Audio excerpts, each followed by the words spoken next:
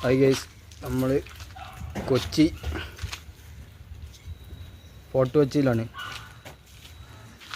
4 വരെയാണ് main സ്ലാബാണ്, second ലെയറിൻ്റെ main slab. ഇന്നലെ ഒരു ഷോർട്ട് വീഡിയോയിൽ പറഞ്ഞിരുന്നു. അട്ട കണ്ടിട്ടാ ഉള്ള ഇതില്ല.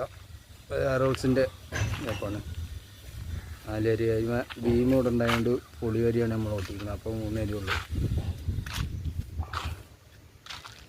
മൂലൊക്കെ തൂക്കി വാട്ടർ ലെവലൊക്കെ ചെയ്ത് റെഡിയാക്കിയാണ്. ന്യൂ മേസരി ഇതാ ഇവിടെ 4 വരി പടുത്തിക്കുന്നു.